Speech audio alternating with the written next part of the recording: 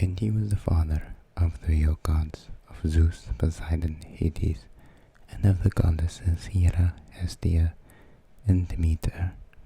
We need not try to imagine what Cronus was like. The Greeks who invented the stories about him could not have done so. His name means time, but it was not only the Romans who began to picture him as kindly old Father Time, with his scythe in his hourglass. Hello everyone, and welcome back to the ASMR channel. Today I'm going to be trying to do an accent, and I don't know what accent it is, but it's a funny accent, and with that accent I'll be reading from this, because I definitely don't have too many things interesting to say about myself or in general to keep an accent going, so me too. This book is Tales of the Greek Heroes introduced by Rick Riordan. Riordan. I don't know how you say his name, but I like your books, Rick.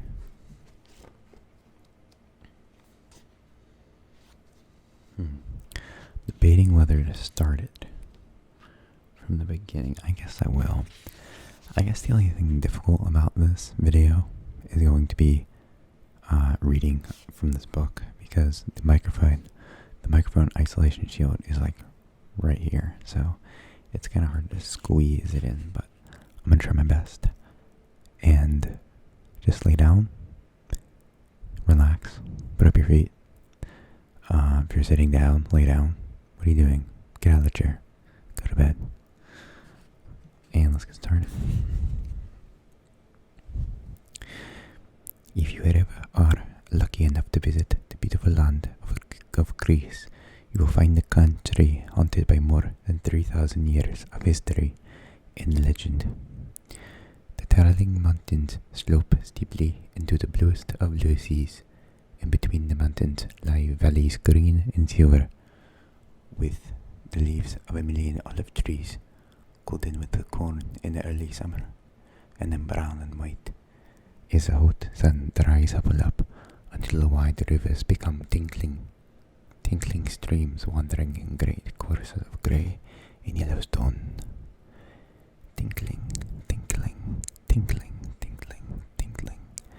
In winter and early spring, the mountains are clothed. Next page. With snow, mist hides the hillless lands, and the rivers are rolling torrents racing again down into the great gulfs and bays, which break up Greece into little diversions as surely as the mighty mountains do. As you wander off to Greece in the late spring, you are back to those ancient days, the moment where you leave the heights of the great mountains of Parnassus, or Taygetus, or Ciceron. You can sit and dream yourself back into the time when you might expect to meet an immortal on the mountain in the olive groves, or in the lonely valleys. Far away, a shepherd pipes to his flock, magic notes stealing up through the warm silence. Surely that is Pan, half goat, half human, who guarded the shepherd's vault. Among the olive leaves stand the broken columns of temples, grey or white or golden yellow. Everyone has a tale to tell, a legend, a story, or a natural history. Over the blue sea, with streaks like purple wine, lie islands dotted away into the distance, and they do have each a tale to tell. It may be Delos, perhaps. No one lives on it now, but the ruins of cities and temples, harbours and theatres, cluster from a shore to the hilltop, on which Apollo the Shining One and his sister the Artemis, the maiden of which Odysseus sailed to the siege of Troy and found African after 10 years, wandering over some strange and dragon-haunted seas. With all the breathtaking beauty of Greece around them, it is hardly wonderful that the ancient Greeks felt that the mountains and the valleys, the woods and the streams and the very sea itself were peopled with immortals. There were wood nymphs among the trees and water nymphs in the rivers, fairies on human size who did not die and had powers which mortals did not possess. There were sea nymphs too, mermaids, though not all of them had tails, and strange sea beings who might be cruel and fierce, even as the sea was fierce and cruel when the storms arose. And the sea must have a king more powerful than the nymphs, the immortal god Poseidon, who might come up to the waters in his chariot drawn spear, which has a scepter or a sign of power. On land also there were immortal powers, Apollo shining like the sun, who was also the lord of music and poetry, Artemis the huntress, who guarded all the wild things, bears, and Ares the warlord.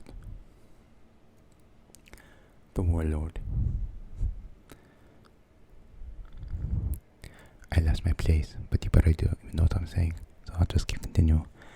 Blah blah. Demeter, who caused the corn to grow and young lambs to be born, with her lovely daughter Persephone, who had to spend half the year in the kingdom of the dead when the dark winter was spread over earth.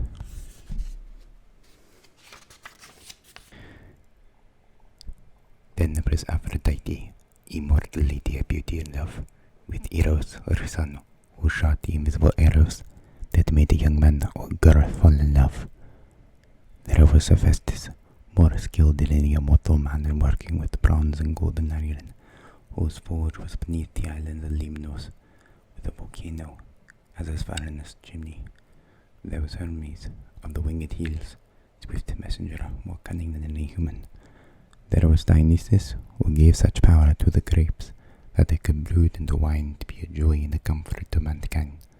And there was the quiet Hestia, lady of the home and guardian of the earth, for the earth was the heart of the home in those days when fire was difficult to make. All these and more were the immortals, and the powers were great, but they too must surely obey laws and have a ruler set over them. And this was Zeus, the king of heaven and of earth, who wielded the thunderbolt, and was father of mortals, and of mortals, and of his queen was Hera, lady of the marriage and guardian of the children. Zeus had the power all over the immortals, though he seldom exercised it over the brothers. Poseidon, lord of the sea, and Hades, lord of the dead, whose kingdom of shadows was thought to be beneath the earth. The Greeks called them these immortals the gods, and worshipped them, making sacrifices to them in particular shrines: Zeus at Olympia, Apollo at Delphi, Athena at Athens, and so on. When they began to tell the stories about them, they had very little idea of what gods should be, and quite naturally pictured them as very like themselves, but much more powerful, more beautiful, and more free. Nor did it seem to wrong them to imagine that the gods and goddesses could be cruel, or mean, deceitful, jealous, selfish, or even wicked, according to our ideas, and as I said themselves, would they have thought if ordinary men and women had done as the gods did. Another trouble was that the Greeks and each of the little kingdoms and cities and the islands made up different stories more or less without knowing that was being told over the sea or beyond the mountains.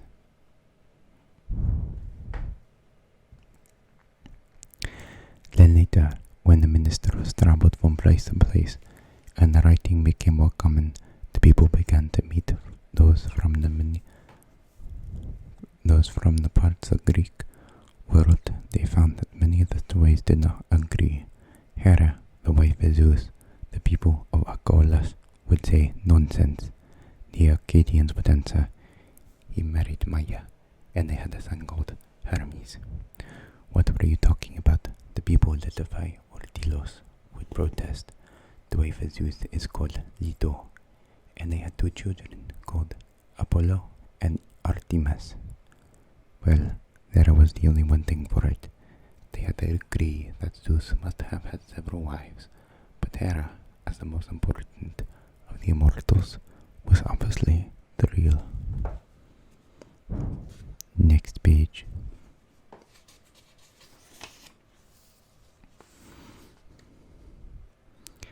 Was the Queen of Heaven, and as a woman would be,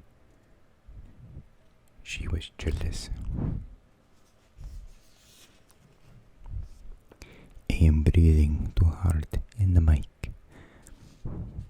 It is very difficult to read this book while with this microphone isolation sealed, but I will try a little bit longer.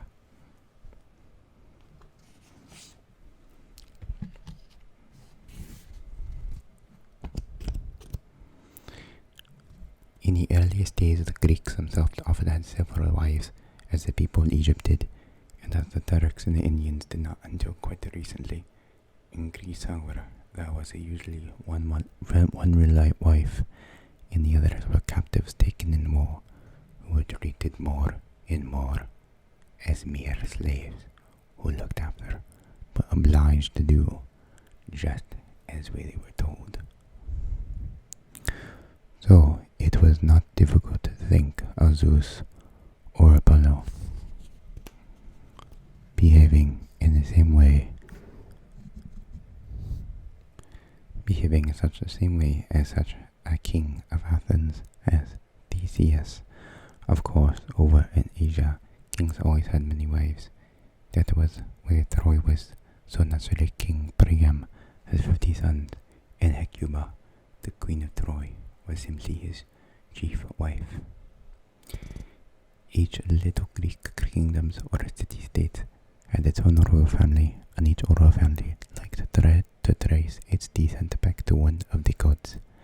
It was much the same to be said to be descended from Odin, who had just the same place among the Saxons and the Danes as Zeus did among the Greeks. Indeed, if we believe the old writers of the Middle Age, our own royal family, right down to the present queen herself, can trace its descent from Odin on the one hand, and from Antenor, who was the cousin of Priam of Troy, on the other. Certainly, Hera had some reason to be jealous, and she was very jealous indeed, or so the stories tell us. Of Zeus' mortal wives, and he had one in nearly every kingdom, just as sailors were said to have a wife in every port. When the Greeks began to tell stories of the gods and the goddesses, they had not become very civilized, so the legend seemed quite normal and credible to them. But as time went on, and the Greeks thought and learned more and more, some of them, at least of them, began to wonder about many of the stories. They began to realize that there was only one real God, and that he was good, better than man could be. Surely, however, this god must be Zeus. Therefore Zeus himself must have become better and better, and have learned by suffering until he understood what mercy really meant. Then the storytellers realized that this fitted in rather well with the oldest stories about the gods. For in the very early days before Zeus came, there were other gods, terrible creatures who were hardly people at all, who were as cruel or as dreadful as the tempest or an earthquake, as a tidal wave or erupting volcano. These and the earliest stories of all, those made by savage ancestors ages before, were the children of the sky and the earth. They were giants and titans, terrible ogres and trolls with many heads, or snake-like tails, and the most terrible of them was called Cronus, and he was the father. Next page. And he was the father of the real gods, of Zeus, Poseidon, Hades, and of the goddesses Hera, Hestia, and Demeter. We need not try to imagine what Cronus was like. The Greeks who invented the stories about him cannot have done so. His name means time, but it was not only the Romans who began to picture him as kindly old Father Time, with his scythe in his hourglass. The original Cronus was horribly different. He had a scythe indeed, or rather a sickle, but he used to cut pieces off his father Uranus, or Sky. You may be our ruler now, Sky told him, but your children will treat you just as you have treated us, and worse. They will bind you in a terrible prison, and one of them will rule instead of you. And what Sky said, Earth said, and Cronus knew that Earth could not tell lies. We'll see about that, roared Cronus, and began to swallow his children as soon as they were born. Just as time swallows up the years, one after another.